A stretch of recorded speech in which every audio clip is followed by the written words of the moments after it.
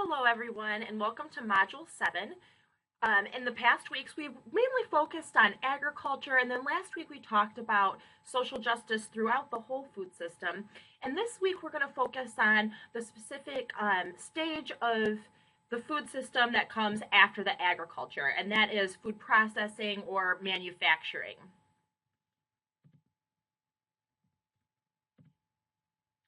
Our learning objectives for this module are to discuss the different levels of food processing, discuss advantages of food processing, discuss trends in processed food consumption, discuss dietary concerns of processed foods, and define food additives and dyes. What are they? And discuss why these substances could impact human health.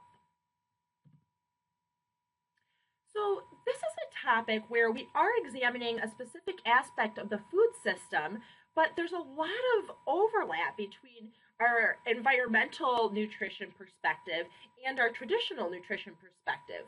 And so, really, I think the materials that you were assigned today, some of them should maybe be a little bit more familiar as far as the methods and the topics go, because we examine a lot of these topics in traditional nutrition as well.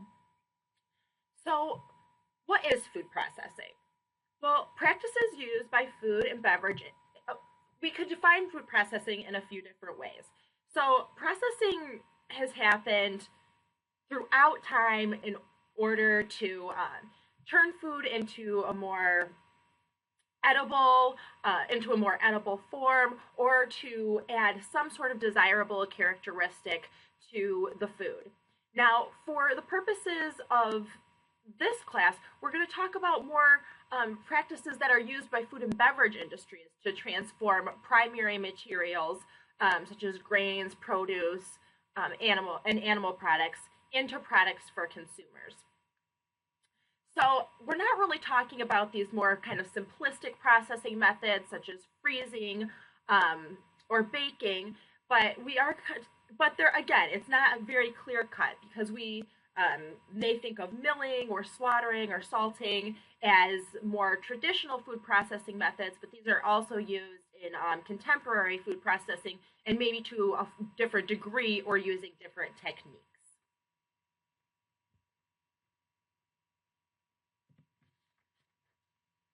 Okay, so why do we even process foods?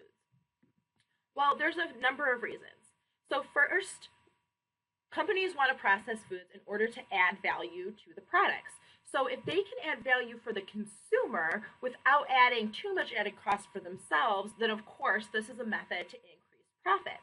So added value could be any number of things. It could be adding dietary nutrients, making the texture more appealing, making the taste more appealing. Those are all possibilities for adding the value to the product through processing. We also process foods for preservation, and this is probably one of the most important reasons to process foods, because of all of the deleterious effects of consuming spoiled food. So, of course, if someone's able to preserve the food that they have, they'll be able to have access to food for greater parts of the year, and access to a greater variety of foods, because distributors can ship the foods greater distances if they're preserved. And they also have a longer shelf life in the store. So preservation is very tied also to food safety, but food safety can go beyond preservation. For instance, processing can destroy toxins and eliminate pathogens.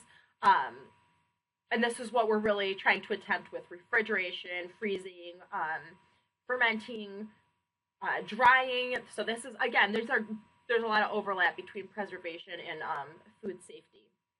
And even pasteurization could be considered a food processing method.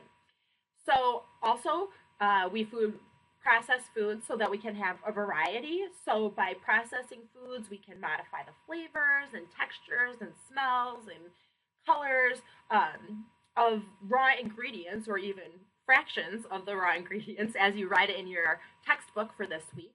And when we can play with all of these ingredients and these fractions of ingredients, then we can get a really amazing variety of foods in our food supply. So I've seen quotes of about 20,000 processed food products that are added to our retail shelves yearly. And of course, a lot of these phase out and then new ones are brought in.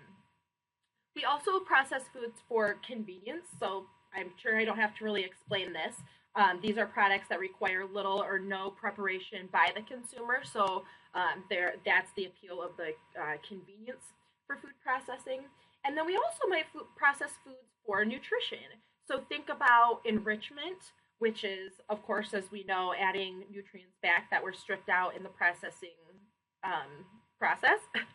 We also have fortification, which is think about adding folic acid to orange juice or vitamin D to milk. So these are areas where we have identified nutrient deficiencies, so we add it to other foods in order to prevent deficiency.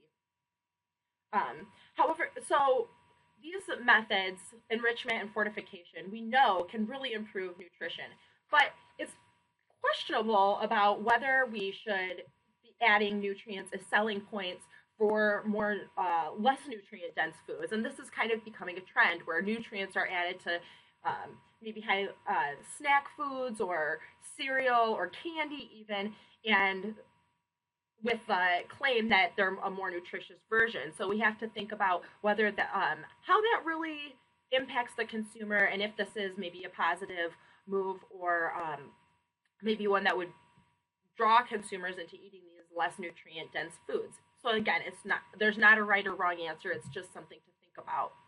Another thing to think about with nutrition and food processing is to just reflect on the information that we've learned about the efficacy of nutrients in supplements versus food. And so when we fortify food, it's really more of a supplemental form of the nutrients. And so we just need to consider that when we're thinking about the efficacy or the impact that these nutrients will have on health if they're consumed in really this supplemental or added form. So it's really important to recognize all of these really important advantages of food processing. And as a society, when we began to process foods, this was initially met with a decrease in food insecurity and nutrient deficiencies. And we can see why, because if we're only able to utilize fresh food, raw food as it's available, there's really not as much security as if I can have a whole shelf full or a whole store full of food that is waiting there for me whenever I need it. Okay, so there's different degrees of food processing, and we typically divide them up into three different categories. So first we have the minimally processed foods. So these are foods that manufacturers make minimally processed.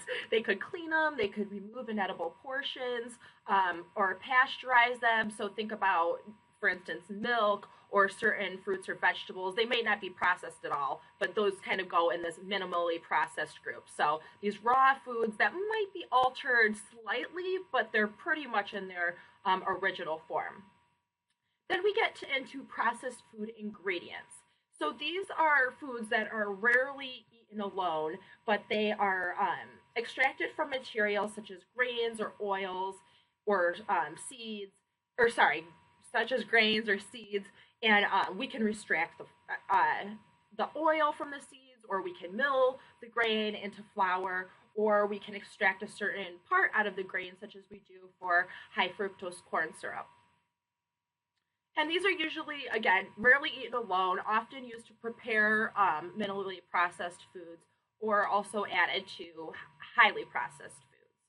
But the difference between these kind of minor alterations in the minimally processed food and the kind of more extreme, I guess you should say, processing methods of the processed food ingredients is that in the minimally processed foods, we have very little change in the original nutritional content of the food, while in processed foods, the processing can greatly change the nature of the material.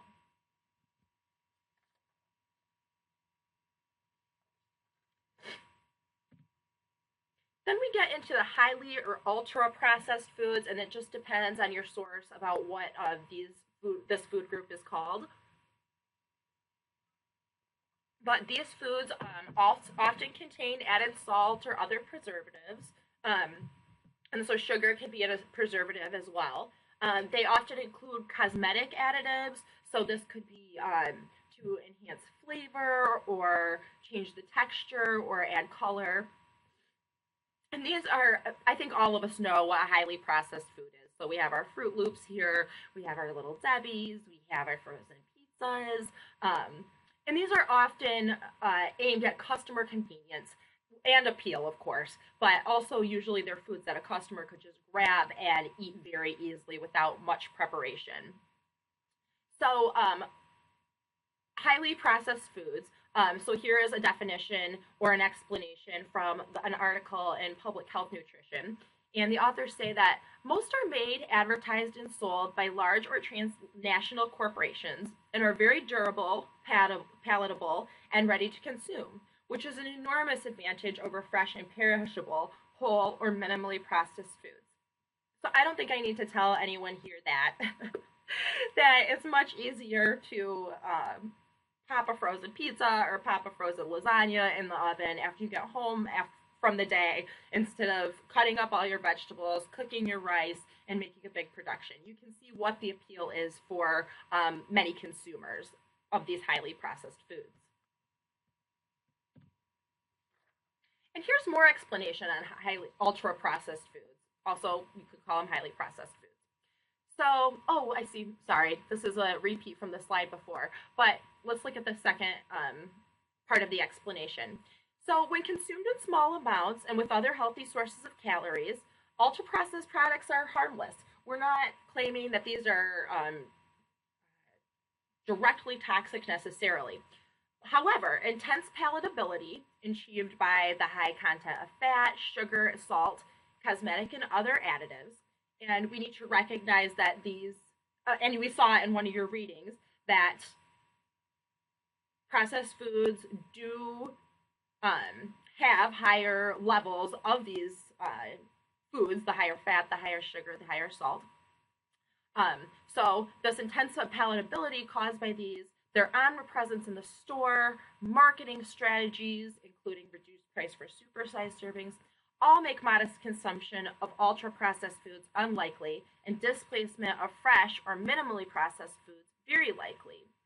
Therefore, these factors make these products liable to cause harm and to impact endogenous satiety mechanisms and promote overconsumption. So, what the authors of this paper are saying, and this is a Lancet paper for 2013, so extremely reputable journal and very recent, what they're saying is while these highly processed foods are inherently unhealthy, the characteristics of them are such that we tend to overconsume them and therefore displace the more healthy foods. Okay, so this figure is taken from another 2013 paper in Obesity Reviews. And in this paper, the authors analyzed consumption of highly processed foods or ultra processed foods. So they divided it into frozen products, snacks, and soft drinks.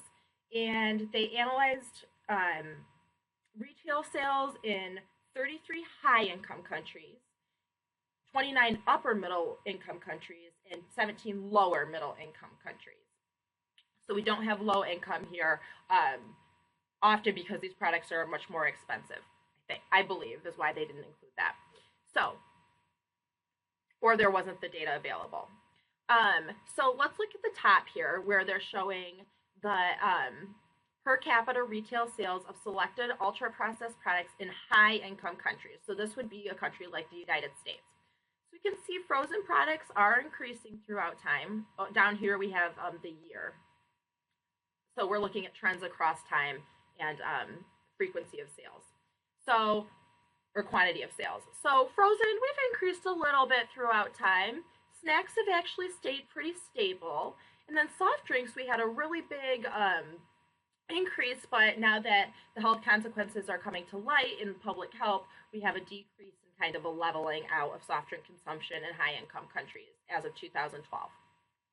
Now, let's look at the lower and upper middle income countries. So the lower is these squares and the upper is the triangles. And you can see that in both of these income groups in these countries, we really have an increase in frozen products, we have an increase in snacks, we have an increase in soft drinks. And this really aligns with what we hear, that a lot of countries that our middle income countries are becoming increasingly westernized, and that includes adopting dietary patterns of ultra processed foods. So while we've kind of slowed retail sales in higher income countries, this could be problematic for the development of health issues in lower and upper middle income countries. And then this graphic was, or this figure was taken from that same paper in the obesity reviews. And really what it's demonstrating here, so this is per capita gross national income, and here we have the growth rate of selected ultra processed foods. And the take home message, so we can see that growth rate of these ultra processed foods decreases with increases in gross national income. So relative growth of sales of these ultra processed foods is inversely related to the country's gross national per capita income. So this is kind of interesting and may suggest that education could have an impact on how we're choosing to spend our money on foods in higher income countries, whereas maybe in other countries this westernization is still more popular than cutting back on these ultra processed foods. Okay, so let's talk a little bit about what specific impacts ultra processed foods can have on health. There's a great paper in Public Health Nutrition from 2012, and it's a study that takes place in Brazil, and the authors conclude there is a direct link between ultra-processed food consumption and metabolic syndrome. So in this top table, across the top, they're saying they're categorizing participants according to how many symptoms they have or components of metabolic syndrome they have. And then they're comparing intake between these groups. So we can see that, for instance, those with no, and this is among adolescents, those with no components of metabolic syndrome had about a little less than 12,000 calories. It wasn't too much different for those with 1 to 2 symptoms of metabolic syndrome, but then we have a significantly higher intake of 14,000 calories for those who had over 3 components of metabolic syndrome. And we can kind of look down and compare the other food components as well. So then let's look down at this table, and here is the, oh, sorry, that copy and pasted funny. But anyway, it's saying that after statistical adjustment, the intake for ultra-processed foods, so those who were in the highest, one of the highest groups, the third quartile. So if we said in ultra-processed foods, we divide it up into 4 groups, those with at least the third quartile or higher of processed foods did have a strong association with metabolic syndrome, even when they controlled for sociodemographic characteristics and behavioral characteristics. We see here that in the fully adjusted model, the likelihood of having metabolic syndrome was about 2.5 times higher for those who consumed more ultra-processed foods. So this is pretty good evidence that consuming these ultra-processed foods could have an impact on health. And when you look at your, I'll fix this slide too before I post it, but when you look at the article today that you were assigned, where the authors examined the nutritional components of ultra processed food. These results really make sense because we saw in that article that ultra processed foods are more likely to have more sugar and salt, etc., that we might think was deleterious to risk of metabolic syndrome. Okay, so as we said, we don't necessarily consider processed foods as inherently unhealthy, but the problem is all of these ingredients that are added to make these foods very palatable and have a longer shelf life and look appealing, etc. This is really the problem with them, that these foods tend to have um, poor nutrient characteristics. And then a lot of food manufacturers will provide these kind of premium versions, such as a low fat version or a low sugar version, but these might be expensive and therefore they might be not as accessible to some populations, especially to our low income populations. And then it's also important to remember that sometimes having these premium versions doesn't necessarily mean it is healthier. So, for instance, we may have a lower fat version of a product that is making up for the lower fat by increasing palatability by adding more sugar. Um, Another issue, so food safety is kind of a funny topic when we talk about processed foods because, in a way, processed foods can absolutely increase food safety.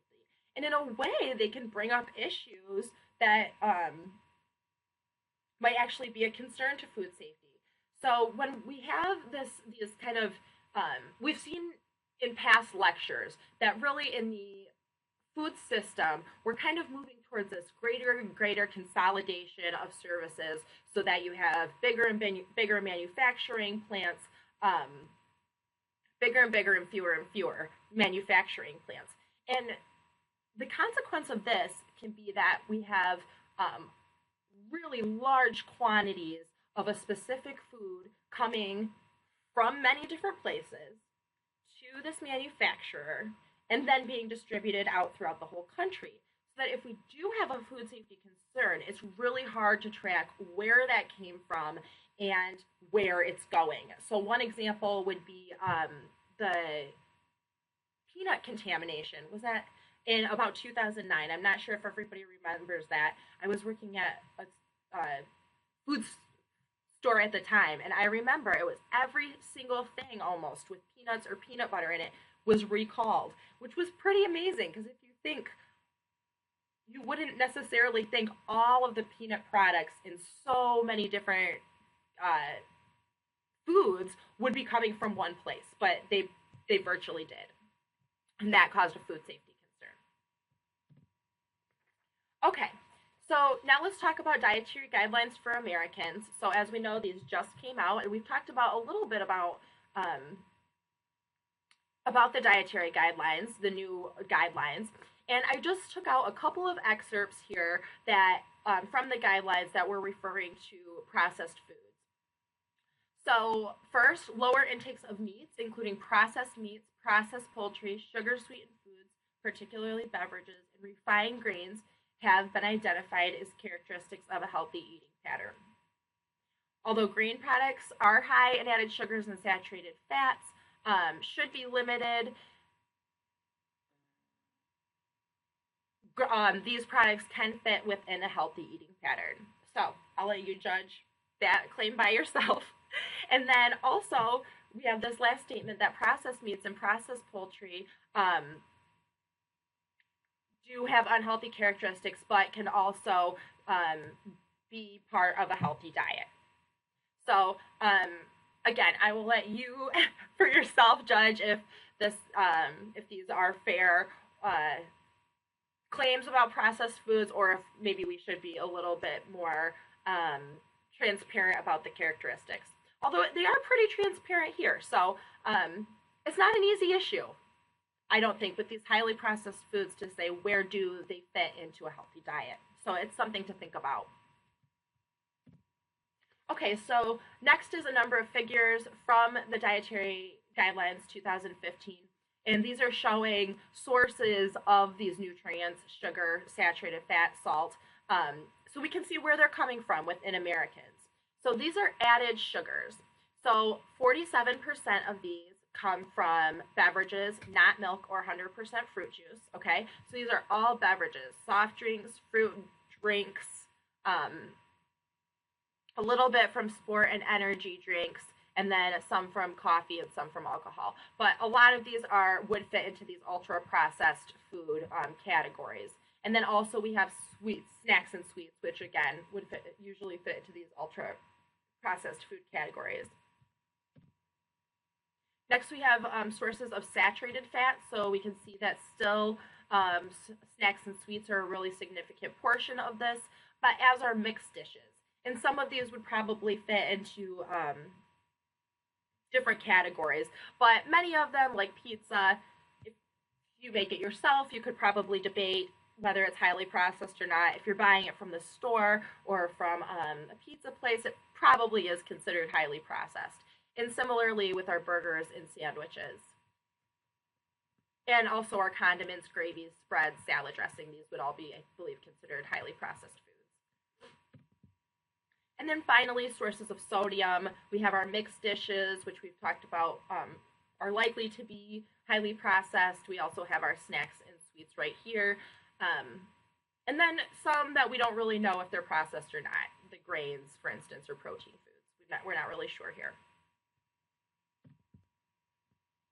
Okay, so we can see that processed foods are big contributors to these nutrients of concern in Americans. However, there's a couple of other issues that we want to talk about with processed foods. So one of them is going back to an earlier topic that we discussed in the first couple weeks of the course, and that is industry concentration of manufacturing results in fewer choices where farmers can bring crops and animals for processing. So think about that hourglass graphic that we talked about in the first couple of weeks, where food manufacturers are in the middle between the farmers or primary food producers and consumers. So if we have very few places where farmers can manufacture their foods, then they're really kind of forced into complying with what the current system is, even if it may not be the ideal choice for producing the healthiest food for consumers. Now, so these sugar, fat, salt, these are all kind of common issues that we face in traditional nutrition. However, often when we process foods, we also add many other ingredients or fractions of whole food ingredients, and these are added to alter all different characteristics of foods, such as shelf life, color, texture, etc. So if we look at something like this wonderful candy that some of us have our kids bring home from everywhere, we can see that these aren't really raw food ingredients or even minimally processed ingredients, or processed ingredients. These are really, we've got to the stage here with food processing where we're adding a lot of other things such as food dyes and food additives. And that's what we're going to talk about next. Okay, what is a food additive? I took this directly from the FDA website.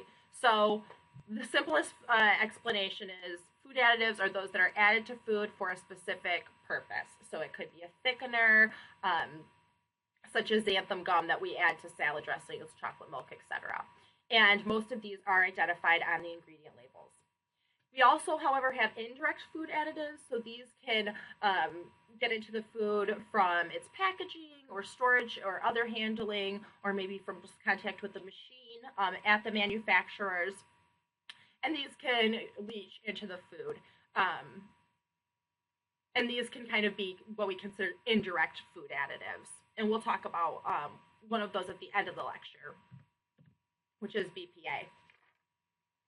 Okay, so in the next number of slides, I have some really nice graphics that I got for the Center for Science and the Public Interest, which, if you're not familiar with this organization, it's just what they say, but it is a consumer advocacy group. It's not the Academy. I've always found their materials to be scientific rigor, but I do just want to give a disclaimer to say that this is not part of what we consider the academy or academia that's producing these infographics, but they're really nice. So here we have 6 types of foods listed on ingredients. So listed on the food label, we have our normal unregulated ingredients such as flour and eggs, and these are over 7,000 ingredients that don't have to be listed on the food label. So first we have antibiotics and other chemicals in animal feed. We've talked about that. Um, and only colorings fed to farm salmon are labeled, not colorings fed to other types of animals. We have these kind of indirect additives from packaging. We have, of course, our pesticides that we have talked about that aren't listed on the label. And then we have our food additives. So these are ingredients that are specifically approved by the FDA, and they either could be on labels, but usually they're kind of in this group of artificial flavorings or color added, something that's very vague and doesn't really let the consumer know exactly what is added to that food. So then we have our ingredients that are generally recognized as safe, or GRAS, which sorry, which are reviewed by the FDA or declared safe by companies without necessarily telling the FDA if there's little concern with the ingredient. So again, you can judge that for yourself. Okay, so in this slide, they're saying that most food additives are safe, but again, we have some additives that are these foods that we're more accustomed to examining in nutrition that are typically highly added to foods in order to increase consumer desirability. And this is the salt, sugar, and high fructose corn syrup and fat. In this slide, they talk about how there are over 10,000 chemicals that can be found in foods.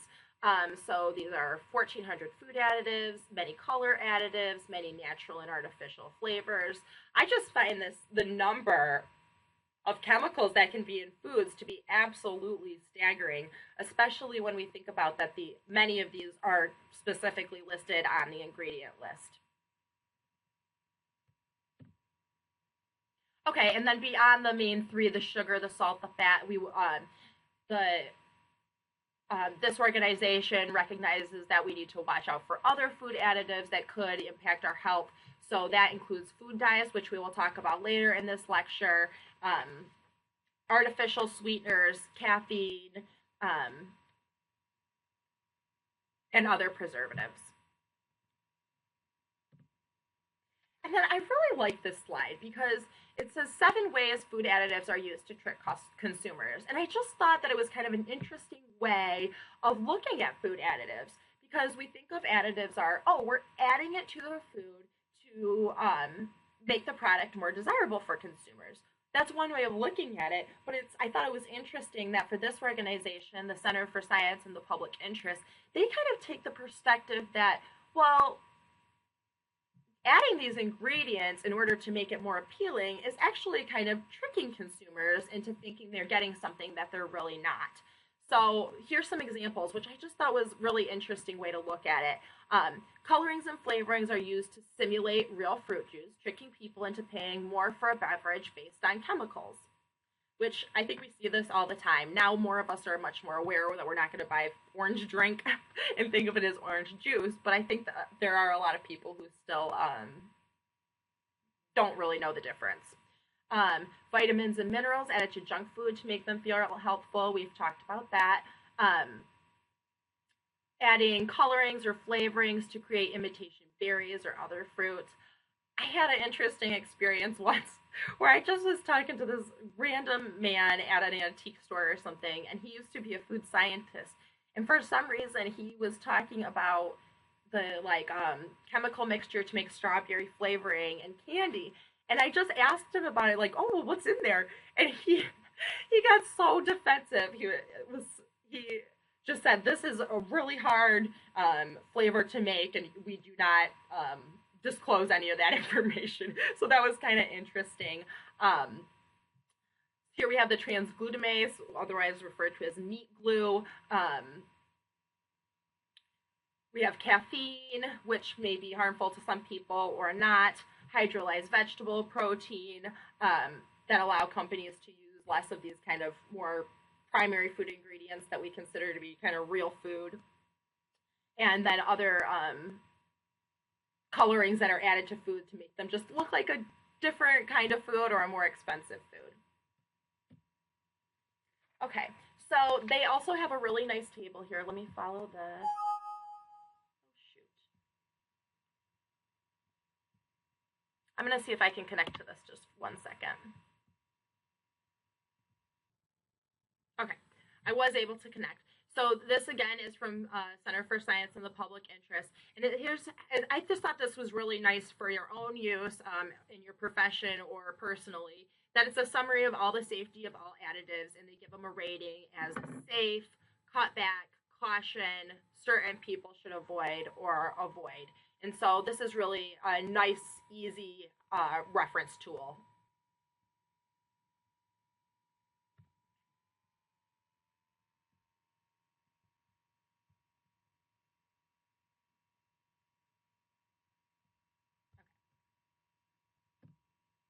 All right, so next I want to talk about some specific health issues that may be associated with food additive consumption. So, one of the most interesting topics that I saw reviewed was about food additives and autoimmune diseases. And the authors of this is a review in autoimmunity reviews just from this year, so it's pretty cutting edge as far as information synthesis goes, where the authors looked at many different studies and tried to kind of put all this together. But we know from geographical trends and behavioral trends that there is some sort of environmental impact on autoimmune diseases. It's not strictly genetic, but we think really environmental exposures can impact risk of developing an autoimmune disease.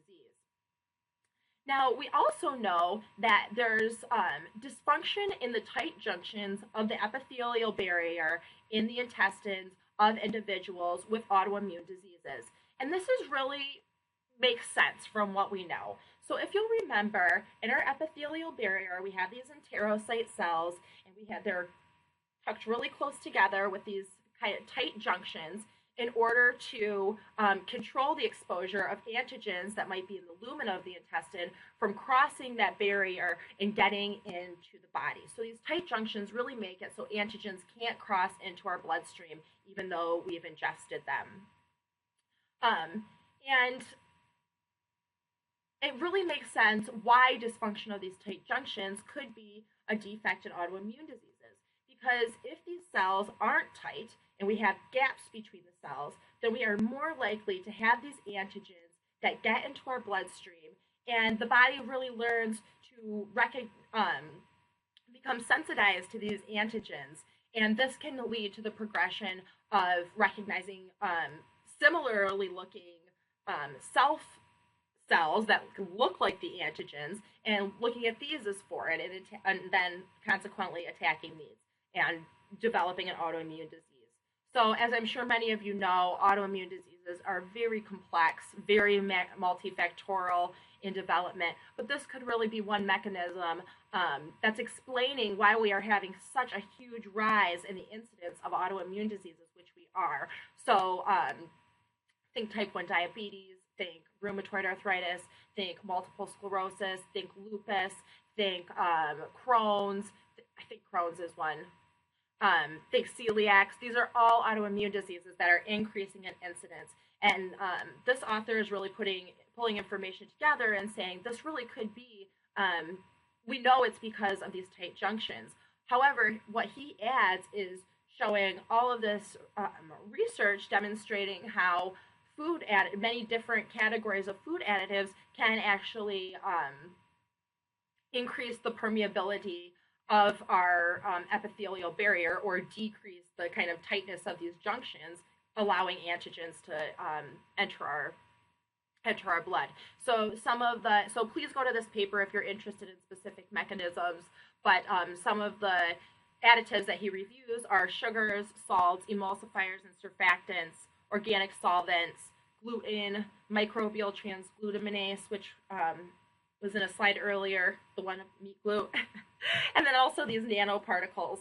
So I don't know too much about nanoparticles, but I know that nanotechnology is greatly increasing in the food science sector, and it's really about alteration of foods on a very, very microscopic scale. So the altering the properties of foods on a very microscopic scale. So the author examines all of these categories and discusses how those can affect intestinal permeability. And then basically he's inferring that because they impact intestinal permeability and junction dysfunction could impact autoimmune disease. And both of these are increasing with time, that they may be related. And then he gives I believe it's a he. Then the author gives this really nice graphic. So we're showing our food industries that are producing many foods with these additives in them, and that when these additives come in contact with the epithelial barrier, then we can have dysfunction of these tight junctions, leading to autoimmune disease.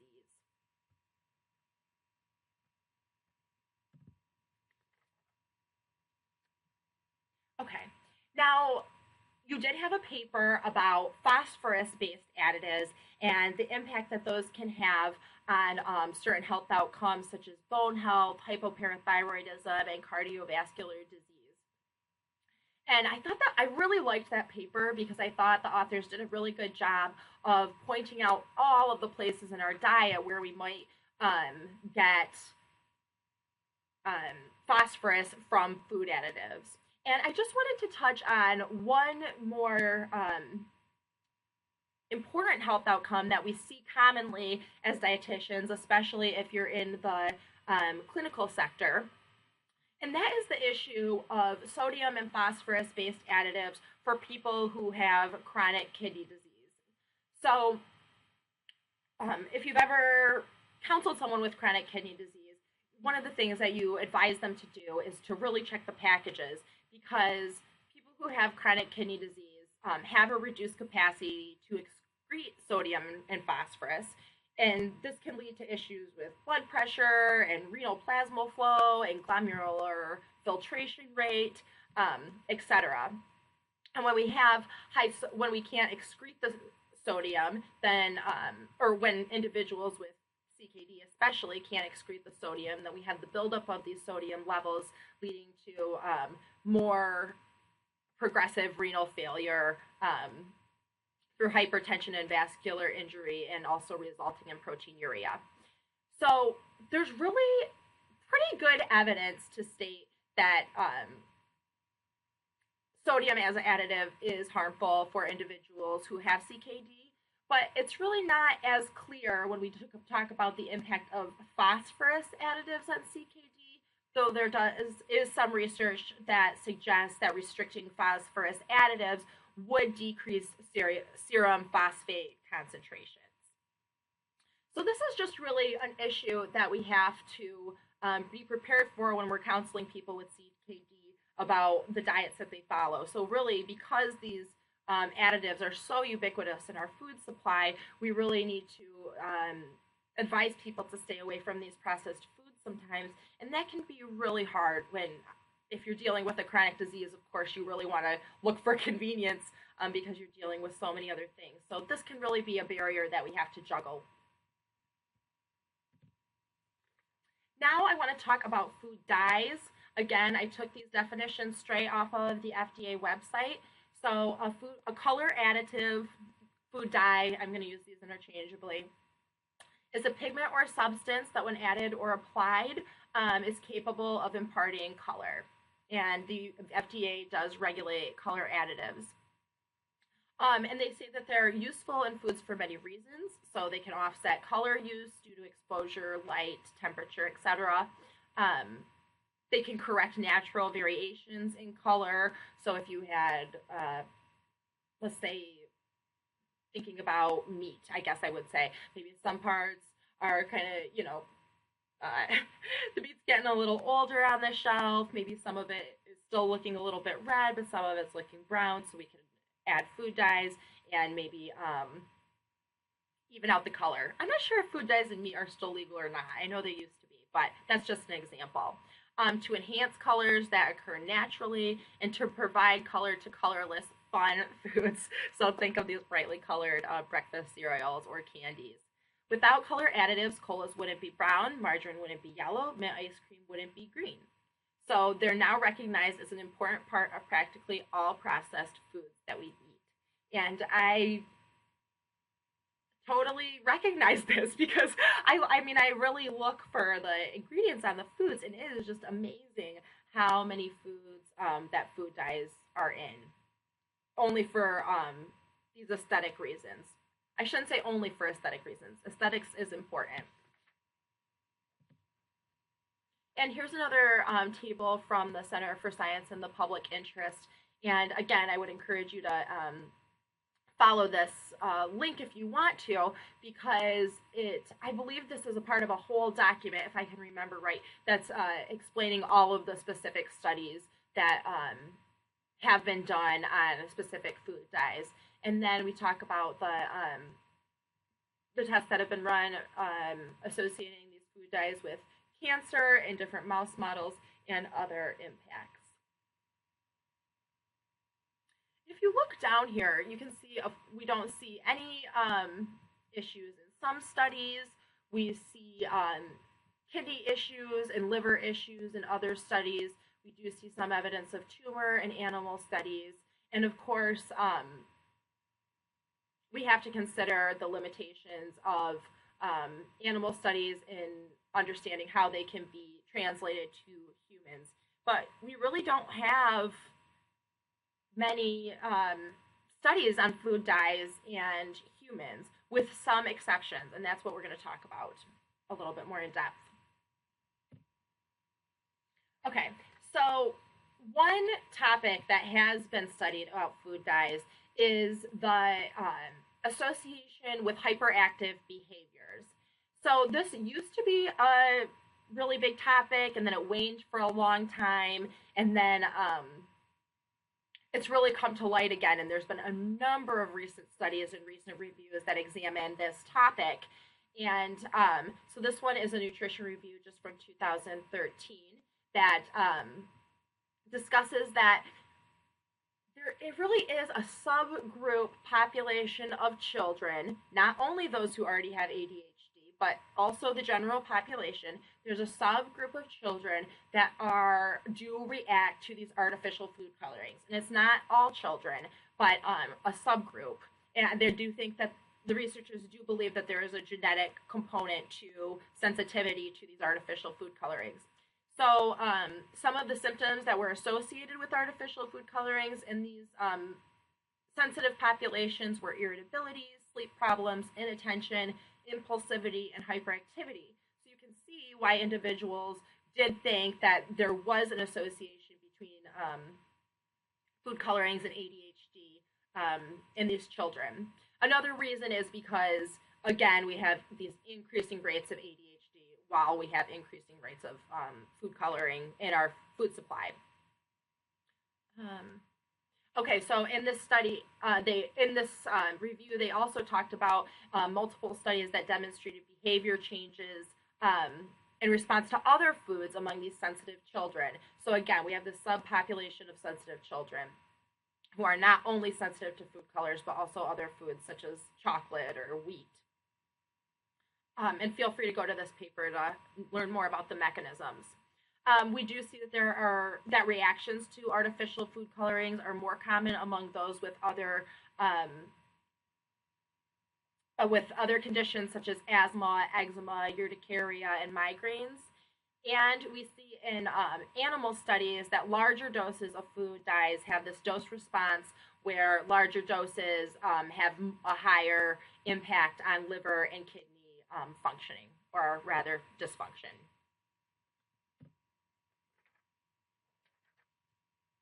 And here's a table taken from that same paper that demonstrates the studies that were done on what artificial food color, what animals, at what dose, the length of the study, and the physiological changes that were, the physiological, neurochemical, and behavioral changes that were demonstrated in these. So again, we see these are all rats and some even cells. But it impacted, these food colorings impacted liver enzymes, weights, RBC numbers, hemoglobin, certain enzyme activity, dopamine concentrations, and on and on. And we also have this behavioral toxicity, which is interesting considering that many people have found an association with certain individuals, and we can see that it does increase motor activity, which is interesting. Does increase anxiety, increase depression, increase motor activity. So it does depend on what food coloring you're looking at, but this is a really nice table summarizing findings.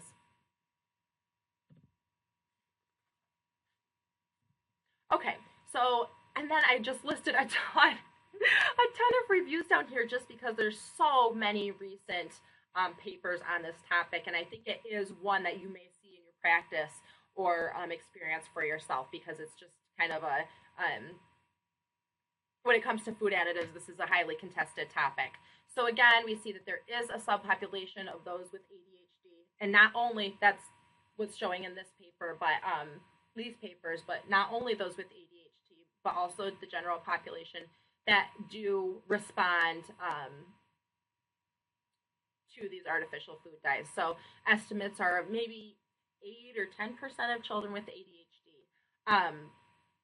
So conclusions include recent data suggests a small but significant deleterious effect of AFCs on children's behavior that is not confined to those with diagnosable ADHD.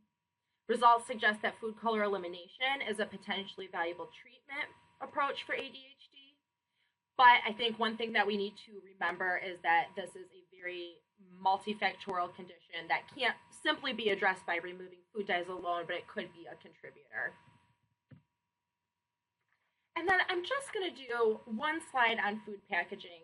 This is an extremely important topic, but we have so much to cover in this class that I did limit manufacturing to today. And please feel free to pursue these other resources or give input on the discussion board if you'd like. But with processed food comes a lot of food packaging. So again, there are benefits to food packaging. It makes it easier to store and preserve foods. It makes it easier to prepare foods. Take that pizza out of the oven, open it, put it in the oven. It makes it a lot easier. And also they include food labels, which can inform us of the nutrient contents of the foods. However, food packaging does account for about 2/3 of packaging waste in the U.S. And I don't think it's any surprise that this has a negative environmental impact. So we fill up landfills. If you've ever lived near a landfill, which I have, it impacts everyone living around the landfill with the odor. Waste contributes to polluting the air and polluting the water, and combustion in the landfill. So think about, have you ever seen, I don't know if you've ever seen at a landfill where they have these metal posts sticking up for the ground, and they're really burning off the methane as it comes off, because that's better for the environment. However, combustion of these packaged foods in these landfills can lead to greenhouse gases and other pollutant emissions. And one specific food packaging issue I wanted to touch on is BPA, because again, I feel like this is something that will come up for you in your practice. So BPA can be found on the linings of metal cans and hard plastics, but we also know that it can leach into foods, and that BPA is associated with many conditions, including CVD, diabetes, male sexual dysfunction, and it can also be a carcinogen and impact immune function. So one trend that we're seeing is that many manufacturers are trying to reduce the amount of materials that they use in packaging without reducing the benefits to the customers. And this is really a nice approach to trying to reduce total packaging waste in a way that's really easy for consumers to take. All right, so I know that was a lot of information about the manufacturing stage of the food system, and Of course, I wish we could spend more time on it, but I also think that this is one topic that you will encounter in other classes. So we are going to keep the manufacturing to this week. Of course, we've touched on it in other weeks too. But so, in summary, food processing is ubiquitous, and though it's not inherently unhealthy, it really kind of fosters this environment for including many ingredients that aren't good for our health into these processed foods, especially because consumers can't really recognize them within the foods. And consumption of these ingredients or fractionated ingredients really may impact health in the ways that we discussed throughout this lecture. So, next week we are going to talk about the retail stage of the food system. So, I'll be looking forward to that. And I look forward to hearing your thoughts on all of this on the discussion board. Thank you all and have a great week.